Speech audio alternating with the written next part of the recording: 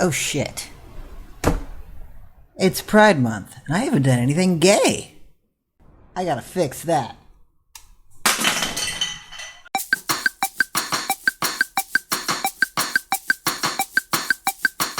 Hey, that's better.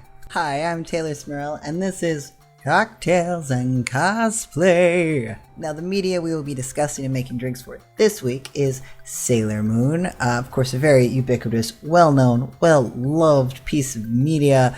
It is a comic book, a successful anime, is merchandise, it is stage shows. It's massive. But if you don't know what it is, that's fine.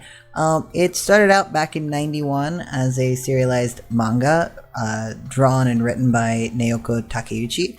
Then it was made into an anime, started in 92, and those were really the pieces of media that I interacted with first. So it is a pretty straightforward magical girl storyline. You have Tsukino Usagi, who is the reincarnation of the Moon Princess, who, with her friends, fights to protect the Earth from evil and aliens. It's a great show. It's super fun. The comic is beautifully illustrated. The anime, and then there's a newer anime. They're really fun, hugely impactful on definitely me, but I also know a lot of other queer kids in the 90s had a similar experience as I did, which sort of bringing it back to why I brought this to the table for Pride Month. Well, Sailor Moon is explicitly queer, but in a really sort of revolutionary way.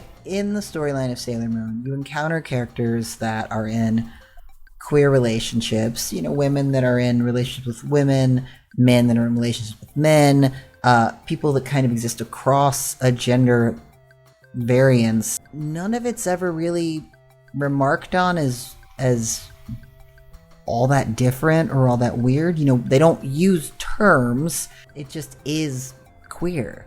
And for me, as a young person in the 90s, gay was presented as a very concise thing in a lot of media. It's like it was a thing you could be, but if you were, A, you were going to lead a very tragic life, and B, that was going to define your entire existence.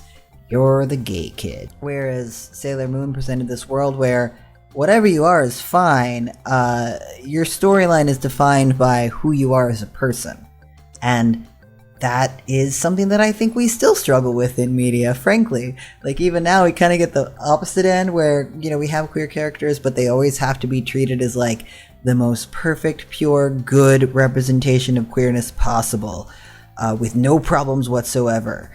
And as a problematic queer myself, I don't feel very seen by that. But, in the world of Sailor Moon, bad guys can be queer, good guys can be queer, side characters can be queer. That has nothing to do with their moral alignment. There's no morality related to your gender or sexuality.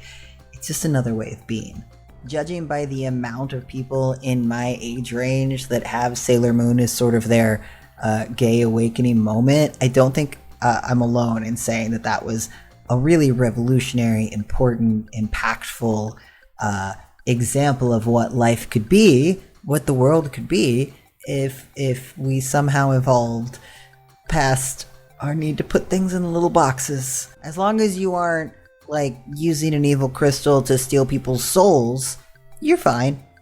Now, specifically today, I'm cosplaying Sailor Uranus, who is one of the Outer Senshi. I love Sailor Uranus because when she's first introduced, a bunch of the other characters think she's a man and they're attracted to her. And then when they realize she's a woman, it's not played as, like, this comedic, like, oh, how embarrassing, I had a crush on a woman. The female characters that are attracted to her are still like, well, yeah, she's still hot. I guess she's just a girl. That's fine. And when other characters are commenting on her in the show, it's like, is she a man? Is she a woman? Haruka is just Haruka. And I wish I could have that. Like, what is Taylor? Taylor is Taylor. Don't worry about the rest. Actually, the rest is only your business if you're going to be my business. And you're not, so don't worry about it. To deal with the hard truth of living in a world that, while the trade-off is we don't have, like, evil vacuum cleaner demons or soul-sucking queens or what have you haunted mirror people, evil circus folk. There's a lot of really unique villains in Sailor Moon. We don't have any of that, but we also don't have the free expression of gender and sexuality. So to compensate, we do have drinks. For today, I'm just gonna stick to 3. I want to make a cocktail for Sailor Moon, my original, my girl, my first love. This is like my 90s action figure here. She's lived in 10 different New York City apartments. I mean, so have I, but she has. She's seen things. I'm gonna make a cocktail for her. I'm gonna make a Sailor Uranus cocktail, and I'm gonna make a drink inspired by Sailor Uranus's partner, Sailor Neptune, because it's Pride. We're gonna do some gay shit. All right, let's just get right into it. Before I get started, I'm gonna take off these gloves because I've bartended 2 different Pride events as Sailor Uranus at this point, and that means I've just destroyed 2 different sets of white gloves doing so. I've learned my lesson. Gloves are for keeping on for the pictures and taking off for the mixing. For this, I wanted to make drinks that not only fit with sort of the aesthetics of the characters, but also I could envision would enjoy the drink that I'm making. So for Sailor Moon, for Tsukino Usagi, I wanted to make, I knew it was going to be a vodka drink. Oh, she's such a vodka girl. But I wanted to make something very light, very drinkable, very very low alcohol for Usagi, because that's just appropriate. And I automatically thought of like making just a boozy strawberry milk, which I love strawberry milk, but well, I think that makes sense. So what we're gonna start with, usually for strawberry milk you make it in a blender, but oh my god, as a bartender I would rather like sell a organ than break out the blender whenever necessary. So I'm gonna just muddle this drink, and I've tried this out, it works just fine, no blender necessary.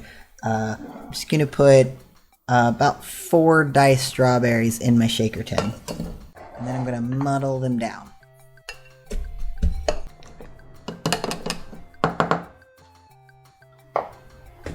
Alright, into my strawberry mush, I'm gonna do about 3 ounces of, I'm using vanilla soy milk. If you use regular milk, that's fine. I like the vanilla soy because it's a little sweeter and it's got vanilla notes. Alright, and then as my base spirit, I'm gonna do 2 ounces of vodka.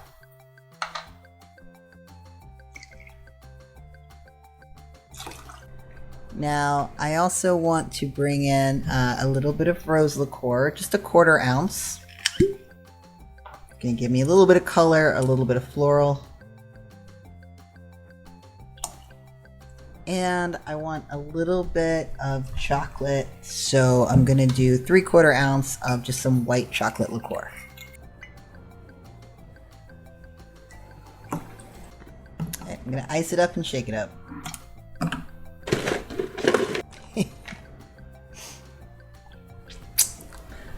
World shaky.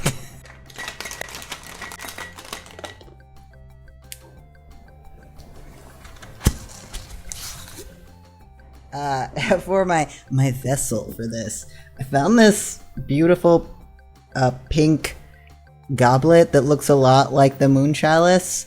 So I made this drink a little bigger than I usually would because I knew I was going to put it in here. And I'm going to strain it just to get all those loose strawberry hunks out of there. Alright, there is our Holy Moon chalice. For a garnish, I've already pre-cut this, but I'm just using a strawberry. I made a little, cut a little moon shape with a bento cutter, and I found in the bento cutter set, it had this little rabbit pick, so it just got kind of a perfect little usagi garnish there. Holy Moon chalice, alcoholic strawberry milk for usagi. Cheers. That's so good. It does not taste, I do not taste the alcohol in that at all. The little bit of rose liqueur with the chocolate is nice. You wouldn't want more rose than that. It's nice and floral, but it's not overwhelming. It's honestly just sweet strawberry, a little bit of vanilla, a little bit of chocolate, I could drink this every night before going to bed, just drift off to sleep. Alcoholic strawberry milk. Alright, for my next drink, I'm going to make my homage to Sailor Neptune, Michiru, the partner of Sailor Uranus. So Sailor Neptune is essentially of the deep ocean. That's the base for her powers. Sort of, there's two water-based senshi. There's Sailor Mercury, who's more like cold water, ice water. Maybe lakes and streams, and Sailor Neptune is oceans. I don't know. Anyway, Neptune is definitely like the beach. And so I wanted to do something briny, something salty. Right away, my mind went to like seaweed, but also like margaritas. Margaritas are salty, so I wanted to do like a tequila-based beverage. Similar to Usagi, this fun headcanon of like, but what would that character drink? I feel like for the outer senshi, they're so like poised and like responsible and serious. It feels like all of them would be highbrow, but I personally enjoy the idea of like Sailor Neptune knowing her way around a bottle of tequila. Alright, that's what I'm going with. But I also wanted to keep in mind the color. I knew I wanted something that had a nice turquoise color and incorporated seaweed. Alright, so the first thing I did was infuse some reposado or rested tequila with some kombu. Kombu is a type of seaweed that's used for soup stocks a lot in Japanese cuisine. I did a very light infusion. This was about 8 ounces of tequila that I infused with just like a little bookmark size piece of kombu, and I only let it infuse for about 6 hours. I wanted some saltiness, I wanted some brininess, but I didn't want it to be overwhelmingly seaweed. So I'm going to start with 1.5 ounces of this. And then for both my color and to get a little bit of like some nice citrus notes, I'm going to use some blue curacao, just 1/4 ounce. So my next ingredient is going to be strega, which is of course an Italian liqueur. Has similar to yellow chartreuse. If you can't find strega, you can use yellow chartreuse here. But it's just nice and bitter and earthy. It has a really distinct black pepper note that I think is going to marry well with the sort of salty brininess we have. 1/4 ounce of strega. And of course we want some citrus. I'm going to do 3/4 ounce of lime juice. I'm going to ice it up and shake it up.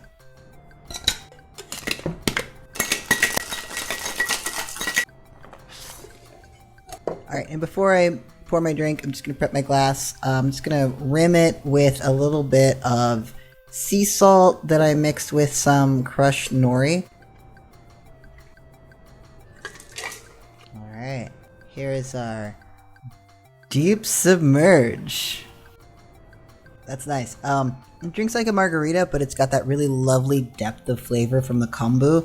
And using the reposado tequila that's got a little bit of age on it. You know when you're out in the surf of the ocean, you get hit with a big wave and it goes up your nose? It's like that, but in a nice way. Does that make sense? Alright, I'm gonna get reset and make our final drink, our Sailor Uranus inspired cocktail, our actual world-shaking drink. Alright, so for our last drink, my Sailor Uranus inspired cocktail, I kind of started with the glass on this one. I just saw these really beautiful, that starts blue and it goes up to clear and it has a gold rim. It just matched the fit. It's obviously a flute. Makes sense for some sort of sparkling cocktail. It doesn't have to be champagne, but it needs bubbles. Sailor Uranus is the Sailor Senshi of the wind or the sky. And that doesn't give you a lot to play with. You know, there aren't a lot of like fruits and herbs and flavors floating around in the atmosphere. But my local bodega had some really beautiful like fresh cut lemongrass on sale the other day. And just the tall reeds just felt sort of, I don't know, something that would blow in the wind. I feel like lemongrass, something bright, effervescent, a little sharp. That made sense. So that was sort of my starting point. For my Sailor Uranus cocktail, I'm going to start with some lemongrass syrup. And this is just lemongrass infused 1-to-1 simple syrup. For my sugar, I used demerara on this just for a little bit of rich earthiness. And I'm going to use 1/2 ounce. Then I'm going to do a little banana de Brazil, which is a banana liqueur.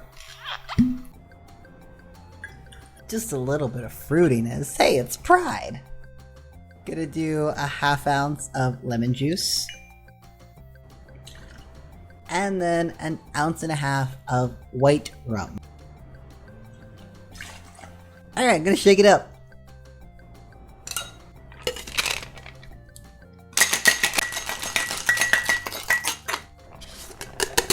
Gonna strain it into my very appropriate glass.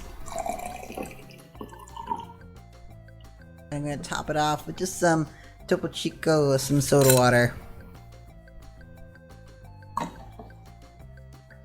And for a garnish, I've got a little piece of the fresh lemongrass, and I'm also gonna use a little yellow lemon heart here on the rim. Alright, there we go. Here's our world shaking, our Sailor Uranus cocktail. It's very fresh. It's got a nice herbal quality from the lemongrass syrup. A little vegetal. It's a little fruity. You gotta be careful that you don't poke your eye out with the lemongrass, but it's a good look. I've been Taylor Smurl. This has been Cosplay and Cocktails.